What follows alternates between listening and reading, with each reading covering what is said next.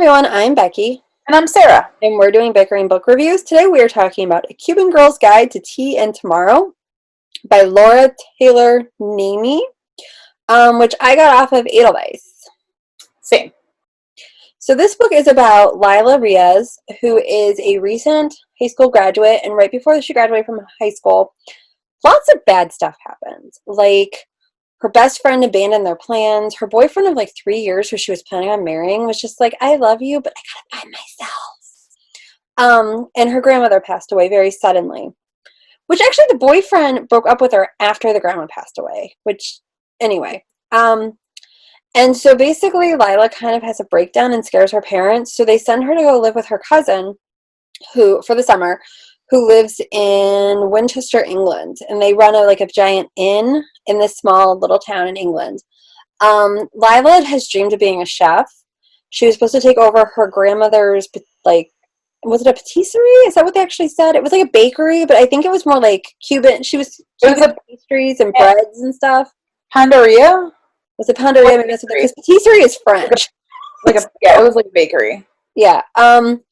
And so Lila really resisted at first, but then she goes to Winchester and she kind of starts to help with the kitchen and brings her Cuban flair to this little town in England, and she makes friends with her cousin's friends, and there's a boy named Orion who she connects with, and he becomes her tour guide, and she just has like this summer adventure of healing and growth.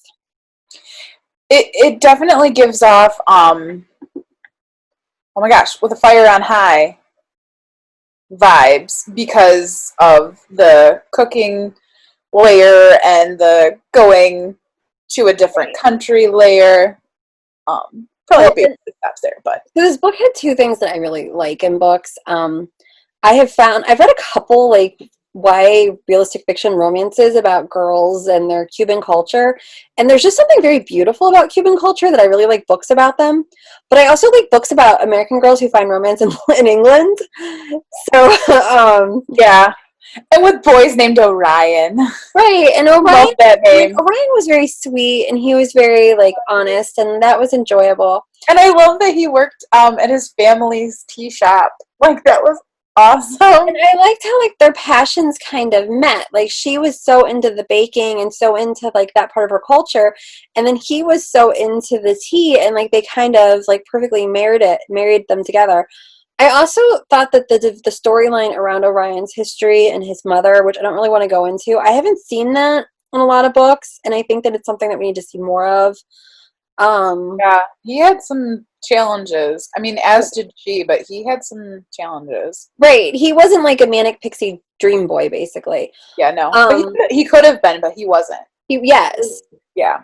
And I enjoyed the setting. I thought she wrote England very well. I haven't been to that part of, I don't know if it's even real, but that had not been there. I've mostly been in the big cities. Yeah, I don't know what it's like. I don't know what the term, I want to say setting, but I don't know what the term for it is, but just the concept of this book was such a great concept, and she actually did a really great job kind of exploring the concept of Miami being this awesome setting, because for me Miami really means nothing to me. I'm not familiar with it. I've never been there. I haven't been to Florida. Yeah, I've been to Disney World. So I haven't even been to Disney World. So but the way that she wrote Miami and how much Lila loved her hometown, that was really interesting to see the setting through the book's eyes, because it really kind of made me interested to learn more about Miami. It was then also a character. Yeah. But then also pairing it with London, or not London, but with England, because when you think of England, you automatically typically think that the main character is going to go to London, because typically that's what happens. But she goes to almost like a suburb of London.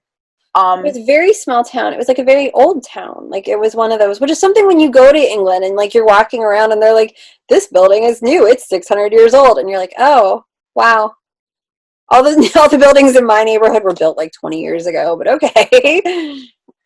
And I loved how she was exploring it. And so she's exploring it not only through her passions, but also because she's a runner. So she's learning the different bike trails and paths and hiking trails and all that kind of stuff. And kind of seeing the hidden gems of England that are not big city London.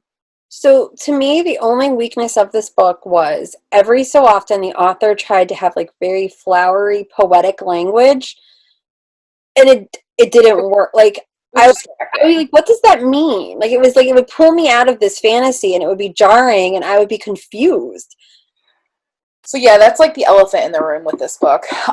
Because it's like so good. Like we're discussing it, and I'm like, I loved this, I loved this, I loved this. But then there was this, and I just remember there were 2 or 3 times that literally I read like a couple paragraphs 2 or 3 times, and I'm like, what does that mean? I know, I had to go back and reread pages. And like the thing is, the concept and the plot are not difficult. Like there's not much to it, but the way that the words were put together made it very jarring and confusing, and it was distracting. And the thing is, like, it is a very basic idea and a basic plot you've seen over and over again, but she did it differently, and it was so well done, except, and it's like maybe 20 pages in the whole book, but those 20 pages, I'm like, huh. Well, and I'm saying that the plot was basic, not as a negative, but just as a, I should be able to understand this. Right. Like, it shouldn't be confusing. It's not Inception. Right, like, it shouldn't have been confusing. But yeah, but it did taper off as the book continued on. Like, it was definitely more prevalent in the beginning. Right, because I'm just like, and we reviewed her first book, and I didn't enjoy it as much as this one, and I'm reading this, and I'm really, really enjoying it, and then I would just be like, what? It's almost like she was trying to go for an award-winning book, but, like, it just didn't, it's not. Well, and this isn't on the type of book that wins awards. This is the type of book that, like, Disney Plus should buy and turn into a fun movie. Yeah, this would be a fun movie. But it's not an award book. It's just, it's dessert. It's fun. It's what you want to read when you have nothing else really going on. But then at the same time, I'm just confused by parts of it. It's the book that gets you out of your reading slump. Right. It kind of did, because, like, I needed that. Yeah. Should we rate it? Yeah. So our rating system starts at the top with 5 unicorns. We go down to 2 unicorns. If we don't like it, it's a horse. See, and I don't know where I'm at, because it was really, like, the writing was really distracting at times. So I want to say 3, but, like, the story-wise, like, I really did enjoy it. So I'm almost like a 4. So maybe I'll just go with a 4. So that's where I am, because, like, and I think I'm going to have to go with a 3, because, like, I'm talking, and as I'm talking to you about it, I'm enjoying it, like, the idea of it more. I loved Orion. I loved his friends. I loved their interactions. I loved the way Lila and the baking. But, like, that writing was so jarring at times. Like, I just can't rate it at the same level that I rate other things as a 4, so I think I'm going to have to go with a 3. It's a good point. Yeah. Like, this would have been a 4 hit it out of the park 5 if it didn't have those weird parts. Yeah, it totally would have. So are you I need to change my rating down to a 3. I think I need to be a 3 too. Okay, so that is where we are on a Cuban Girl's Guide to Tea and Tomorrow? It's Cuban Girl's Guide to Becky Being Confused. Tea and Tomorrow. A Cuban Girl's Guide to Tea and Tomorrow by Laura Taylor Namey. And we'll see you around.